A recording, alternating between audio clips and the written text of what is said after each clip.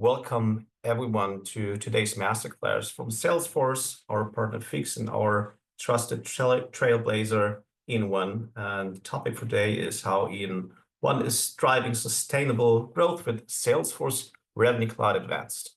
And this is going to be the session for today.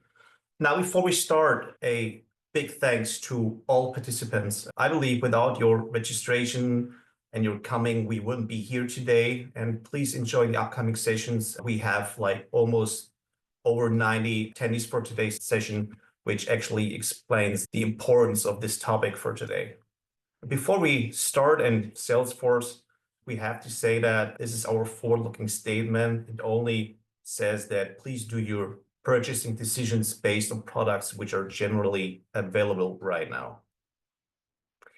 So a little organization before we really kick off. Today's masterclass is divided in basically 4 parts. The first part is more or less some kind of a motivation and introduction. So why we actually came up with the idea to invite E.ON, our partner PhiX, and have this topic, right? Each and everyone will introduce himself. Then we will dive into a live demo of PhiX of Justin. Justin prepared a very nice, seamless B2B buying experience connected with Revenue Cloud Advanced. And then on the second part, we're going to have a likely 20 minutes fireside chat with Martin from E.ON One. And please stay tuned, have fun. And before we kick off, last thing, organizational-wise, please use the Q&A function down below to submit your questions. And at the end, we will pick up as many questions as we can, and we'll do that anonymously, right? So you don't have to put your name on your company name if you don't want to. And also, please be aware the session will be recorded just for the sake of distributing the content to participants and attendees who cannot attend today for any particular reason, all right? Let me briefly explain the motivation why we came up with this idea. So obviously, Salesforce, we have a lot of different customers from different industries. And we hear a lot that businesses from many different industries have a target of selling solutions by packaging different products together rather than selling individual products. For instance, can be hard goods, can be digital products and subscription products, as well as services. And we see our customers want to launch, price, sell, and manage recurring revenue and usage-based models with maximum flexibility and monetize those services. This is something new. These are new business models, right? And due to a lot of fragmentation within their IT landscape, we see that they struggle, especially with self-service use cases. Our new Salesforce Revenue Cloud integrates natively with Salesforce CRM, and that is new, and provides a comprehensive end-to-end solution for the complete lead-to-cash process, which is more than just CPQ, right? And today, as I said, you'll be seeing a live demo, and this is only an extract of capabilities prepared by PhiX. So there's much more, but we don't have time for that. And there's going to be the voice of our customer, E.ON One, who is basically an early adapter of Revenue Cloud, and he's going to share his best practices. And with that being said, handing over to Martin from E.ON One, and he will briefly explain himself and also his motivation participating in today's webinar. Martin, please go ahead. Yeah, good morning, everyone. Glad that you're all here, and interesting to see that there's so much attention. So a little bit about me.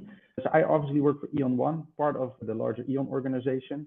But what I do there is I'm responsible for the entire marketing and communication team, but I have a large background as well in working in marketing and operations. I think the technical aspect is always very interesting in marketing. And I've done that for quite a few SaaS companies. So it's always about selling software and how to bring that to market. Been doing that with Salesforce since 2010, obviously some side steps along the way, depending on the companies. But now, yeah, really proud to be part of this E.ON One journey where we have a greenfield landscape to really build out the new infrastructure for B2B sales and marketing. We founded our company about 2.5 years ago. So it's still relatively new within the E.ON ecosystem, but it is growing quite rapidly. And what are we doing? I think that's the most important thing. We're really there to digitalize the energy transition. It's simply very important to see that the energy transition cannot happen just by putting more cables in the ground. We need to digitalize the assets that are there and start using them in a much smarter way. And to do that, we are providing both hardware and software solutions. And obviously, these need to be sold and then also recognized and tracked as revenue. So overall, E.ON One, large organization already, but continuing to grow at a high rate with already over 800,000 connected energy assets. And that really ranges from home energy management solutions to digital transformer stations. You name it, we will probably connect it in the future to make sure we can streamline the energy transition and make sure it happens securely. So thank you for listening to me today. Thank you, Martin, for this quick introduction, and we'll catch up later in the second part with our fireside chat. Now handing over to Justin Wheatley from PhiX. And Justin, please explain us who you are, what is your motivation at PhiX, focusing on Revenue Cloud implementations, and what is your background? Please go ahead. Sure. Thank you, Maximilian. Thank you for everybody for joining today's webinar. So my name's Justin Wheatley, Director of Lead to Ledger at PhiX Technologies. I have 20 years finance and billing experience, 17 years in the Salesforce ecosystem, and 10 of those where I was in a senior finance role. And I transitioned 7 years ago to being a consultant, having gone through the pains of implementations of CPQ, ERPs, and billing platforms. I joined PhiX to help customers avoid the pitfalls that I went through. PhiX, what do? We specialize purely in lead to cash. So we focus purely on Revenue Cloud and Revenue Cloud Advanced. So that's taking people through from creation of a lead all the way through into the entries of journals in the accounting package. I'm happy to say that I'm a proud member of the Partner Advisory Board for Revenue Cloud. So we are one of 12 partners globally that sit on the advisory board. We get early access to the products, early access to the roadmap, and also have a direct access to the product team. Thank you very much, Max. I'll pass back to you. Yes, thank you, Justin. So before we head into our demo and the demo journey, which you can expect, please allow me, and this is only one slide, to introduce those who do not know Revenue Cloud or may only know from the past CPQ and CPQ Plus managed packages. Just a brief overview why the platform is so important and what we actually changed. Because until now, many customers with the old packages couldn't manage their full revenue lifecycle in Salesforce, we believe. And that's what we heard from our customers. They were going sometimes outside of Salesforce for things like the product catalog, contracts, price management, creating a rather fragmented experience. But swivel sharing to different tools is inefficient and opens the door for bad data and errors. For a revenue process and revenue data, we believe there is no room for error at all. Revenue data is the most important financial metric for our company, and they need to get that right. We have delivered with our new Revenue Cloud Advanced platform, a complete revenue platform built on the core Salesforce platform. We have taken inspiration from the existing managed packages for CPQ, billing, and velocity, and re-manage them using modern technology to solve today's go-to-market challenges, covering the complete revenue lifecycle for our customers. So what that means is, what you can see here is, right, the capability map. We're supporting CPQ, we're supporting contracts, we're supporting orders, we're supporting billing functionality, all on the same platform with the same data model behind that. And that's undergirded by a unified product catalog and pricing engine that allows you now to build once and deploy anywhere on any channel to support subscriptions and multiple revenue models, including consumption, and all backed up, of course, by our dear Agentforce. So that was a very quick overview. For the sake of the time, I would like now to hand over back to Justin to let him explain what is the demo journey, which we're going to see in a couple of minutes or seconds. Thank you, Justin. Thanks very much, Maximilian. What I'm going to be doing today is walking you through a self-service purchase journey. As Martin mentioned earlier, he's digitizing assets, those assets and subscriptions. So what we've put together is a demo where, as a customer, I can come onto a website, I can purchase hardware, sign up for services, Then we'll take you through what happens in the back end. So what happens to the order that I've created as a buyer? I will take you through the fulfillment steps. So working within the business of Quantec, business that we're going to be using, I'm going to take that order and I'm going to decompose that order and fulfill it through certain different paths. We'll then see what happens once we fulfill that order, how that looks from a customer perspective, logging back onto that self-serve website where I can see the subscriptions that I purchased and how I can then go and work with those subscriptions in the future. We'll also show you the invoice creation. As part of this seamless journey, we'll go from purchase through to order, through to fulfillment, and finally an invoice as well. And as Maximilian has mentioned, this is all on core. We're not using any other functionality. What you'll see today is the website that I'm going to be interacting with is powered by Experience Cloud. In the back end, we're going to be calling the Revenue Cloud Advanced APIs to do the product, the configuration, the pricing, and then we'll move into Salesforce where we can see exactly what's happening in the background. With that, I'm just going to start to share my screen and I will log in as a user who's Marcus Vasquez, who works for a company called Northpoint Technologies. So let me share my screen. Okay, you should be able to see my screen now. I can confirm, Justin, please go ahead. Thank you. Brilliant. Okay, so as I mentioned, I'm going to be logging into Quantec. I'm looking to purchase some new servers.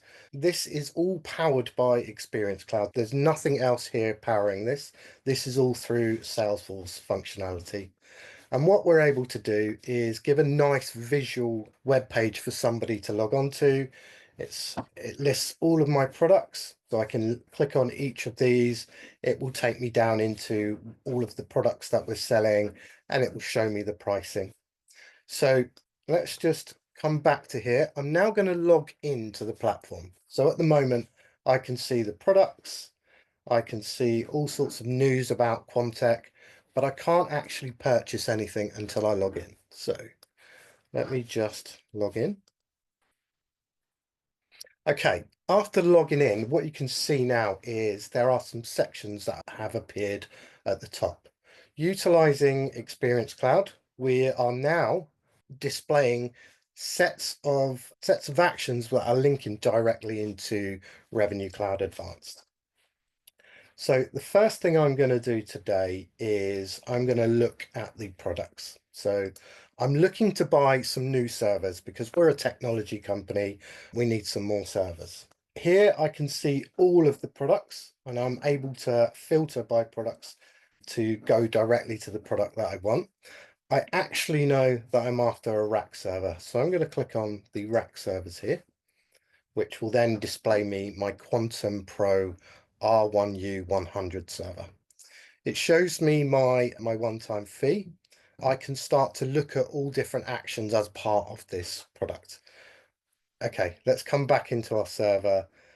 Let's ensure that I've selected all of the correct elements of this product, and then I'll quickly go back through into the order and show you within Salesforce.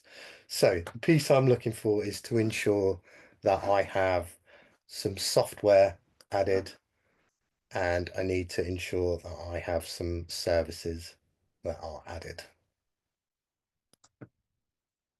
Okay, let's update that cart. And then what we'll do is I'll go through, complete that order. Okay, brilliant. So I have my software and my services. So let's make this as 12 and we will go through and we'll accept our payment card and add it as that order. Okay, here we go. So secure checkout.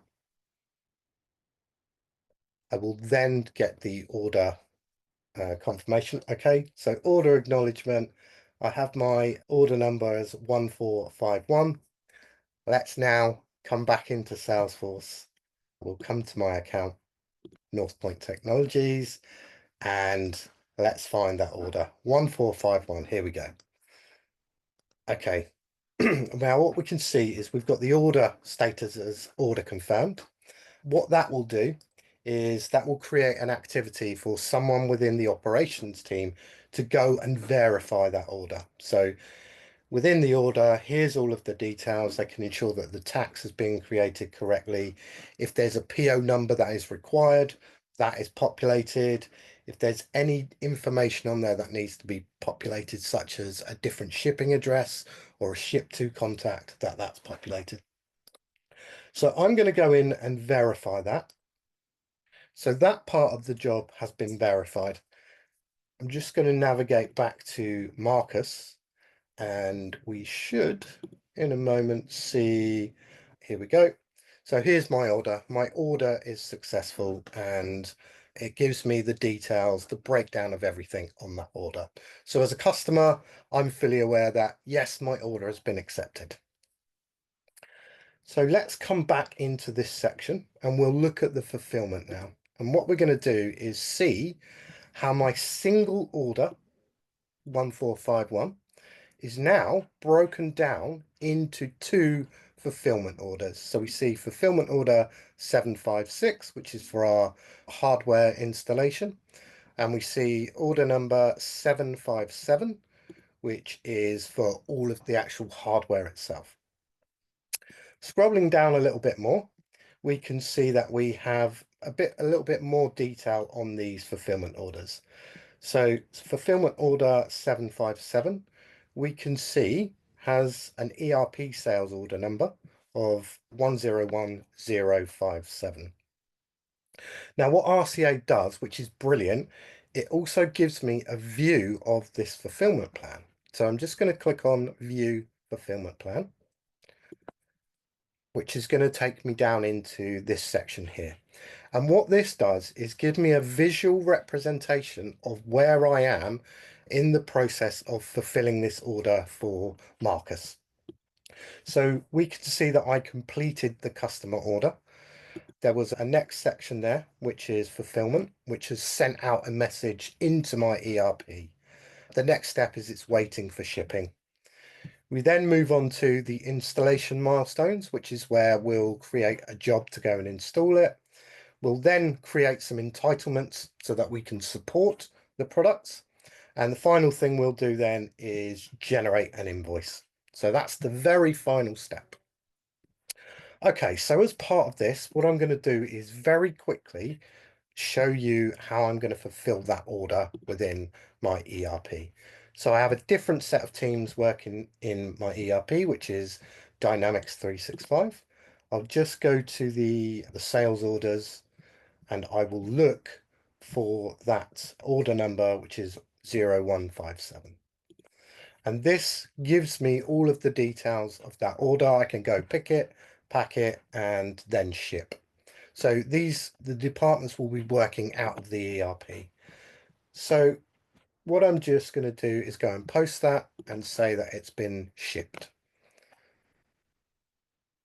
So these orders have now been shipped. That's it, that I'm done within my ERP section. Let's navigate back now into the Quantec org, and what we will see is this section here was marked as waiting for shipping. Once I give this a refresh, it should come and update this to show, yes, that the order has been shipped, and we'll also update the section with a tracking number. What I can also do as well is I can log in, I can look as Marcus, I can look at my order. So if I come to my orders, I can see order 1451, show my order details. And here I can see as a customer, the order's been confirmed and it's now been shipped. So as a customer, I get a visual representation of exactly where I am through that process. Coming back to my operations hat, let's just give this a refresh. We can see that the job has now moved on. And if I go back to the actual order itself, I can see that this reflects what the customer is seeing. And within the fulfillment section, I can also see that a tracking number has been assigned to this. And Marcus, in his email, will have received an email with the tracking number. It's not come through just yet, but we'll see that shortly. Okay, what's happened then is because that order has been shipped, if I come back to this fulfillment plan, I can see the next milestone is the order has been delivered. So what I'm going to do is mark that as complete. So let's say it's been 5 days, we've had a shipping, the customer's signed for it, we know that order has now been completed. So we've moved on to then schedule an installation. So coming back to my order here, again, this gives me all of the details about the order. Let's give that a quick refresh. We'll see that it's been delivered. And my fulfillment section down here, we should see that I now have a work order. So now somebody is going to be scheduled to go on site and do the installation for that.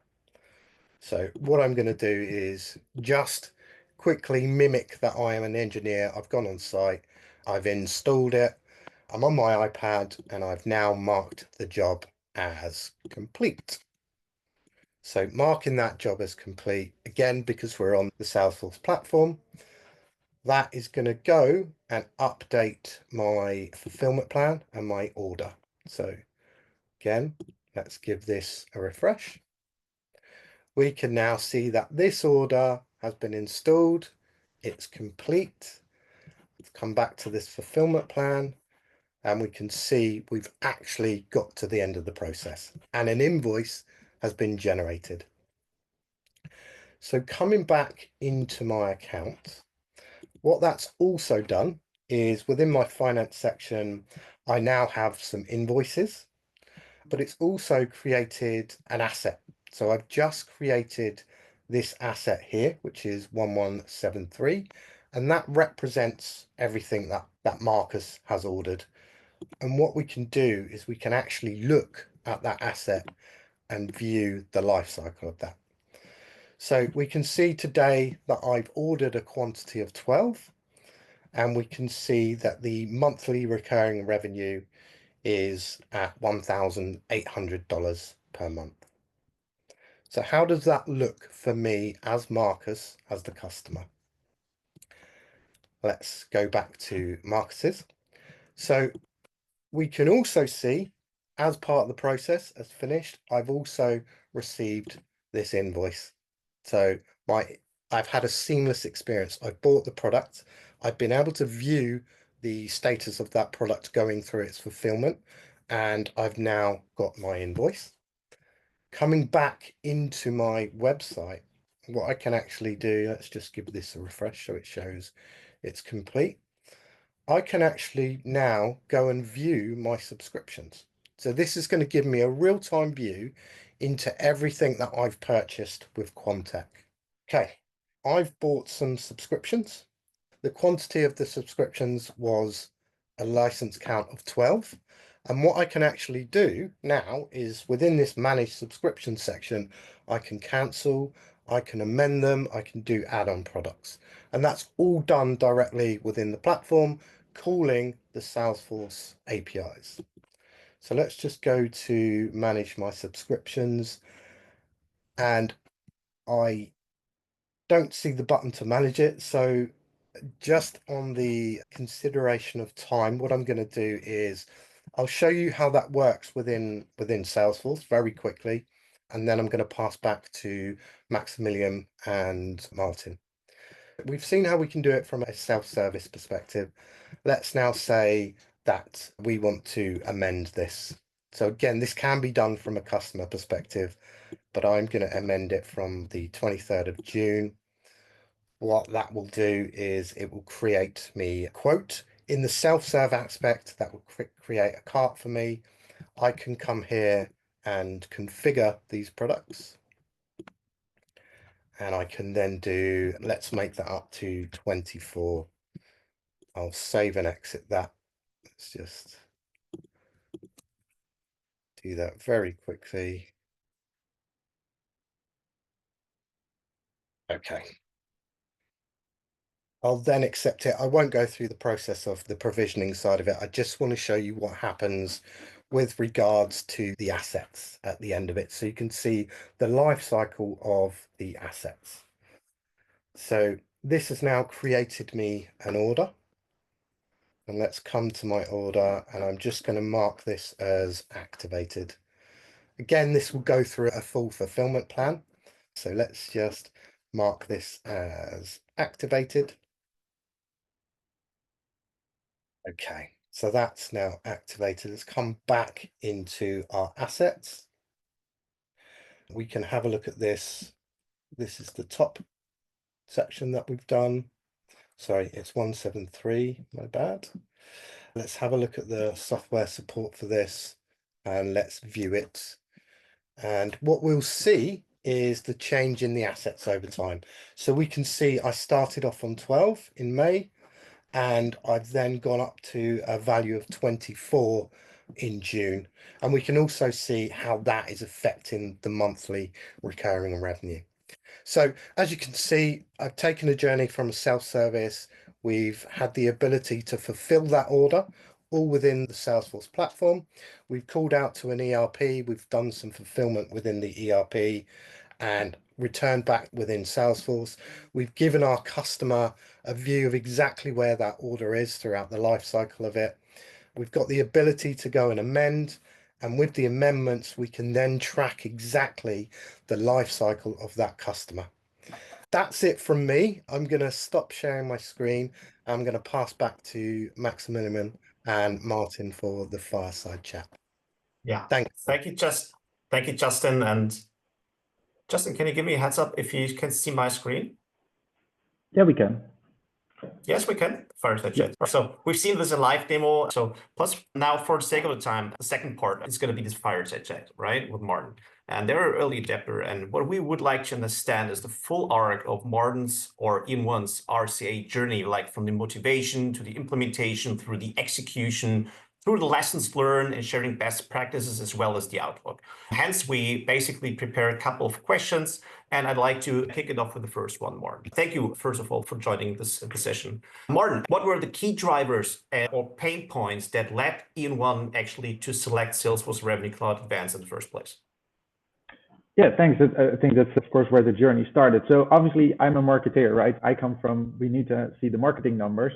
And at the end of the day, I also have a finance colleague who sees the invoices coming in. But the key thing is to really, for us, was to understand what's happening in the middle. So when sales starts negotiating these contracts and they get signed, when does our money actually come in? At what ratio? What is delivered? Where does it stand? And we really needed more insights there. So our ERP system was nice, but that took way too long and it didn't give the right forecast. And we're really trying to bridge the gap. And that's where we saw an opportunity with Revenue Cloud. Follow-up question, Martin. Thank you. And what were your initial goals or expectations when you kicked off the project? Yeah, I already hinted on this a little bit in the social channels, but I think it was quite clear that our leadership team was looking for specific numbers. And they've seen these in the market. If you're running a SaaS business, you need to know what your monthly recurring revenue is. How much is going out, how much is coming in, really important.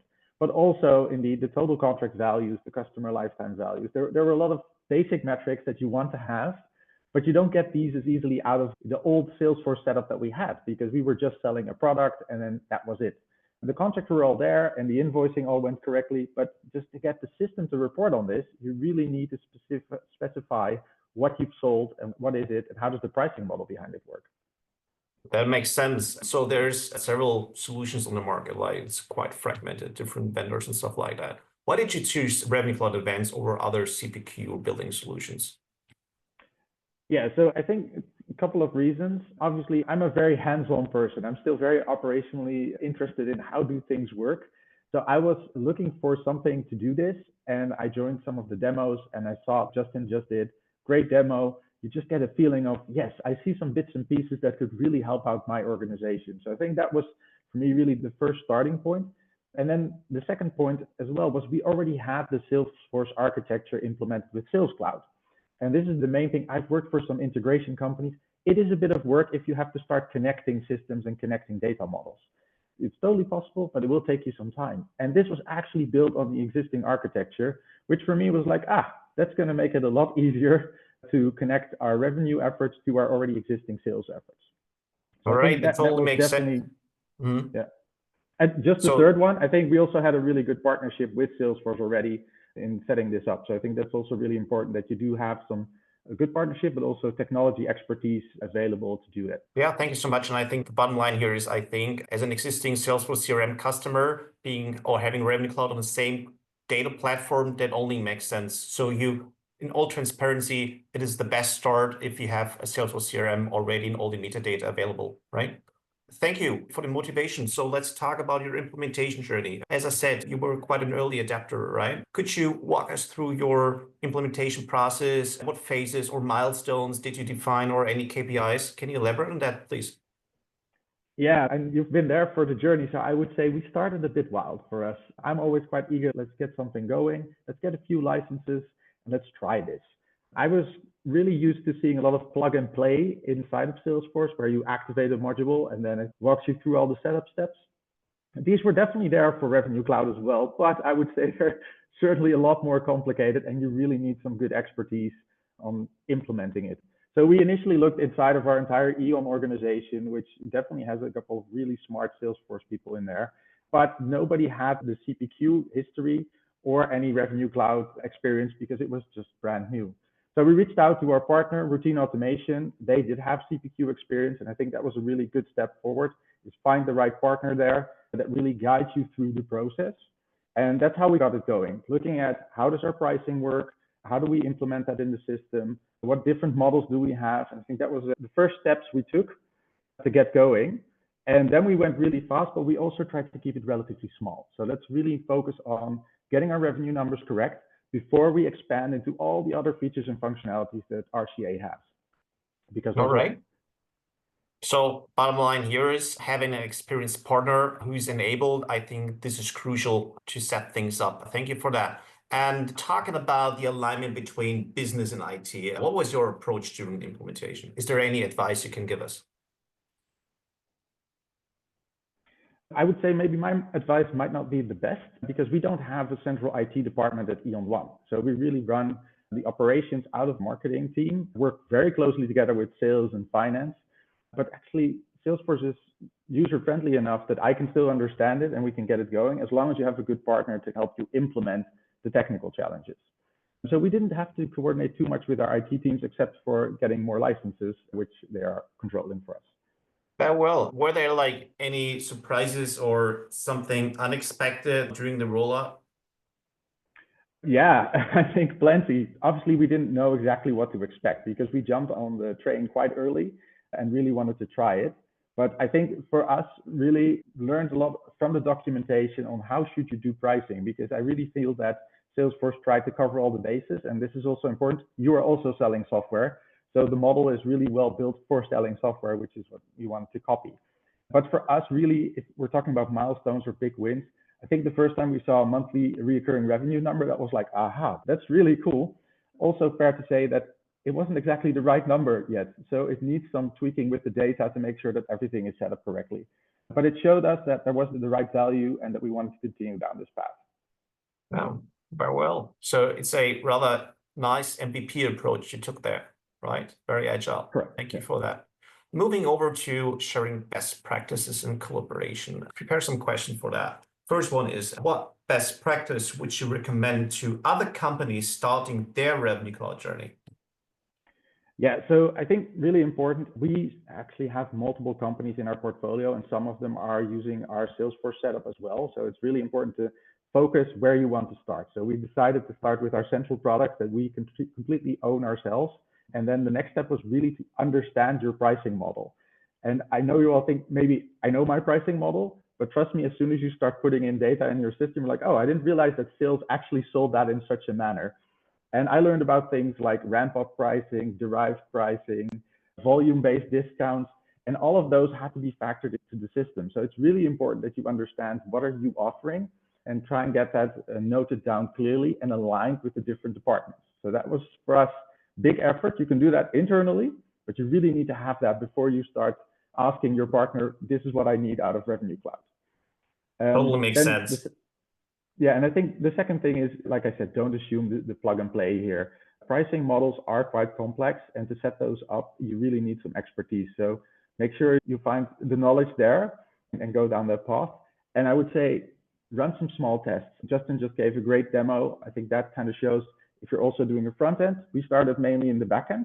Just something simple as getting your first contract moved over, see if it works in a sandbox environment, and then take it from there. I think that really also made the entire company much more aware of why are we doing this effort. As soon as you can see some value, then everyone jumps on the ship and wants the support in rolling it out. Very well. Thank you for that. As we saw on the capability map, Revenue Cloud is not just about CPQ. It's not only for the sales department. So there's finance department involved. There's IT. There's product, right? So how important was the cross-functional collaboration internally in your place? For example, between finance, IT, and sales during the implementation. How important was that for you? Yeah, I think super important, and it's growing even to higher levels at the moment. So you can't do it without them because they understand some financials better, sales understands their sales contracts better. You really need to connect the departments. And not every bit of technology is easy to understand. I've rolled out a lot, and I think that's where you really need to have a little bit of patience with the other departments that are not Salesforce savvy per se, to really guide them through what is this new technology, how does it add value. Don't try and push it on them. Give them some time to adopt it. And as a secondary kind of tip from our side is we decided to also create some Salesforce champions in each other department to just say, hey, it's not just the marketing or the marketing communications or the sales department that uses it. We need to see some other champions and take them along for a Salesforce event, get them into a Salesforce webinar, just so they start to understand what this tooling actually does and how it helps them. I think that was a really good step. And this includes also things like legal, because there's also legal people that should know about what's happening with the contract. I think they were missing on the list. But yeah, for sure, also the finance department, controlling. There's many more, but it's really good to see that in our company, it's now growing to be a very well-used platform. Very well, very important, this topic. Last question on this section here. Were there any Salesforce features, Revenue Cloud capabilities that turned out to be particularly valuable for you for your first MVP approach? I think capability-wise, obviously we started with getting the right reporting, but then it was also like, there's also this cross and upsell functionality, which is quite interesting. And it gave us good insights as well into how do you look at the contract object, and then also specific orders underneath that. I think that was a really cool way to see that, so you in the contract, you actually agree the pricing, and then people start buying as they place orders. But obviously with the first contract for us, they always place an order as well. So it was like, then we have that, but then it's like, how do you do the cross and upsells on that? You need to adhere to the pricing agreements you made in that contract. So I think very interesting learnings there. And slowly we're now moving also forward to doing more contract lifecycle management, where we see that, hey, we used to just send a Word document, queue it via DocuSign and send it out. We now want to get to the point where we say, these are the clauses inside of our contract that have been approved by legal. Let's make sure we move them in so that you don't have to do additional checks. And that we also, the more contracts we sell, we can still get the overview of what was contractually agreed with each customer, because that's going to be super important in the long run. Exactly. And CLM is part of the license already. So there's a good part. Thank you on that. Moving on to the next chapter, challenges and lessons learned. I think it's a very important one. What are some of the biggest challenges you faced during the implementation? Yeah, I think for us, it was, yeah, no, of course, it's never easy. Otherwise, everyone would have already done it. I think for us, it was really towards someone needs to understand both the technical aspect, but also how we run our business. And you definitely have to invest a little bit of time in explaining what type of business you're running. And I can tell you for us, with even multiple products that range from hardware to software, to have different companies in there as well that have monthly licenses, yearly licenses, and we've seen it all. I think that makes it certainly a good time investment to spend with whoever does the technical implementation to explain what your business processes are and how they should work. And it's okay to tweak them along the way, because you might find out that something you thought was a very logical way of doing it might not be the most logical way of doing it. So I think the Revenue Cloud also gave us some structure in some areas that we didn't have before. Very nice, very agile. And if you could start the project again, what would you do differently, like retrospectively seen? Is there anything thing you can share with us? Yeah, so I think for us, it was really, you need to get the pricing sheets from every product that you have, but also the details behind the pricing sheets and make sure that's clearly defined. Write that down and then try and think of what would happen if I were to put this in the system. What is an asset and what is not an asset, right? Is that just a license or is it also a hardware component? Is this a thing we are selling as a one-time fee or is it indeed a reoccurring part? And then what is the reoccurring cadence of that? And how do discount models work? Also really important, because I love how it also shows the discounting aspect of it.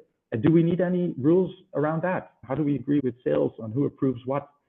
And I know that also for the future, there's also a cost book element. So you can even start calculating your margins. Are we not giving away too much margin, or maybe not enough? All of those things are really important to think about upfront. So good pricing discussions are crucial before you get to dive into Revenue Cloud. Yeah, so it takes me to my last question of the section. Actually, what learnings did you take away from the initial rollout? We understood there were some challenges, but also learnings. And I believe those learnings are now for the backlog, for all those things coming up, you can leverage now. Is that right? Yeah, so indeed is really qualifying that you have the right partner. You need someone who understands previous CPQ or future Revenue Cloud is already available to you, but it takes someone you also trust and knows your business. So that's really important. And then the second element of it, indeed, start writing down things first before you start implementing it. So we use simple things like Excel just to configure pricing models and see if that indeed made sense. And that also made it easier to implement it later. Very nice, very nice. We got 2 more sections and we got 6 minutes left. Let's have 2 questions for each of the section. Now, current state business impact. How has Revenue Cloud changed your quoting revenue operations so far? How did it go? What's the experience? Yeah, so massively, because in the past, Salesforce, our sales team would put a lot of things in a contract themselves, work with the product manager to get the right pricing, but now they're actually being guided by the system. So it really gives them an easier way to configure their quotes. And it gives us the structure and the control that we need on what is actually being sold so that there are no mistakes in there. So I think that's really important that you do that correctly. And now we finally get some visibility into our revenue, right? Like I said, the most important thing is if you're running a software business, are we not spending more than we're making?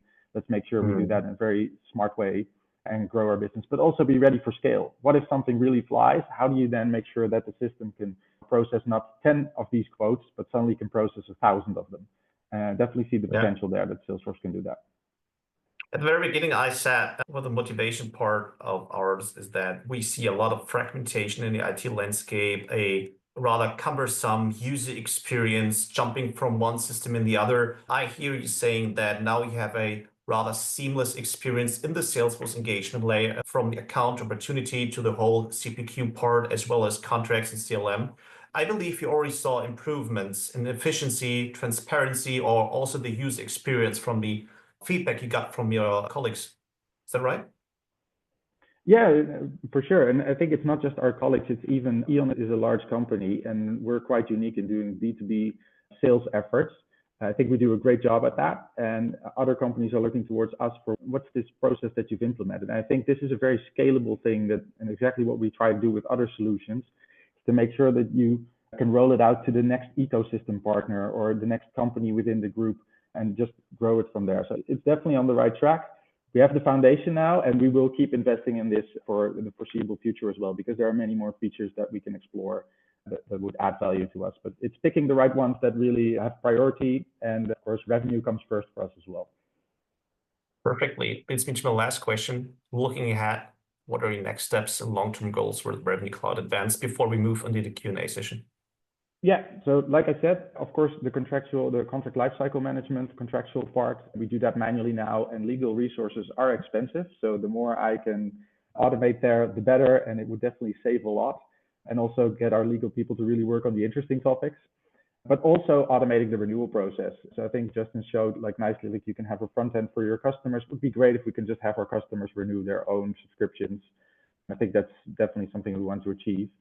And yeah, next thing. But we at all times also see the constant influence of AI everywhere now. So how can we use AI to make all of these processes better for our internal teams, but also for our customers? I think that's also going to be really important. Martin, that's brilliant. It's terrific. Thank you so much for joining. Martin will be a speaker on this topic as well on our world tour in Frankfurt coming up in 2 weeks. If you are on site, you want to engage with him, please reach out. Now, thank you, Martin, so far.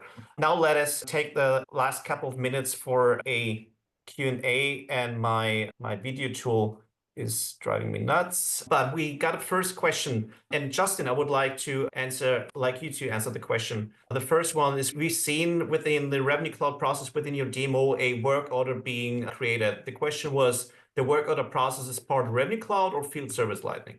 Can you elaborate on that, Justin? Yeah, it's actually Field Service Lightning. So within our org, we've got Sales and Service Cloud. We've got Revenue Cloud Advanced that's doing all of the revenue, all of the subscription management, and Field Service Lightning, or FSL, was used to represent the engineers on site. And then entitlements were also created as part of that, but we didn't get to that. All right, Justin, thank you for answering. So this shows the interoperability between the core CRM applications and with Revenue Cloud being on the same platform. Thank you so much. We got a second and last question for the sake of the time. Justin, what do you mean by putting pricing model on Excel and make sure it's correct? Which exercises did you perform? What should we look for? Maybe this could also be a question. I think it's a rather question for Martin then. Yeah, Martin, I think so can you too. please elaborate on that? Sorry. Yeah, I think a really good question. I can clarify that a little bit. So we really went with, we used to just sell a product, and then sales would say, we've sold product A. But product A usually just isn't just product A. It comes with certain components. It comes with, for instance, a module for a connection. It comes with a little bit of hardware, a little bit of software. And to really detail all of that out, and what are the product codes, and what is the pricing of it? You can even think of, is it only offered as a fixed price, as a license price, or sometimes you can also make it completely paid up front. So we really made a table out of all of those different variations of the product. And obviously, if you have a good Salesforce setup, you might have all of this already there, but that's not where we started. So I'm just saying, maybe we're a little bit further behind than some other companies, but just getting all of that clarified was really important to us. And then I started connecting it to the different pricing models. So the product is one, but the pricing model is a different thing, and you need to decide which products use which pricing models. And it can be, as I said, that there's a ramp-up pricing, that there's a volume-based discount. But then if it's a volume-based discount, good example, what are those volumes? You need to define that somewhere as well. And if you do all of those steps, then you're looking at your Excel file, you should be able to have the salesperson really build up a quote. And then that's also a really good document to give to your implementation partner to say, this is what it needs to do. And I would recommend that probably your partner has one of these Excel sheets the way they used to work with it. We started from scratch because there was nothing there, but I'm pretty sure that if you talk to PhiX or our routine automation, they will be able to provide you something to do that. That was hopefully the answer to your question.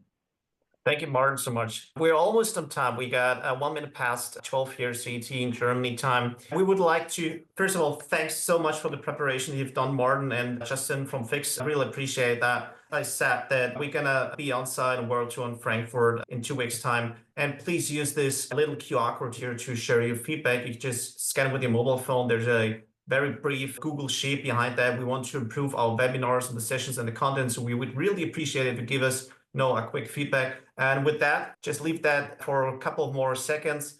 With that being said and shown, I would really like to thank also the audience. I see there's still a couple of dozens of participants. You enjoyed, hopefully, the content throughout this 1 hour. Big thank you. See you next time. And please leave us the feedback so we can improve and maybe have an add-on session on this topic in the near future. With that being said, thank you so much. Have a great day and rest of the week. Thank you. Bye-bye.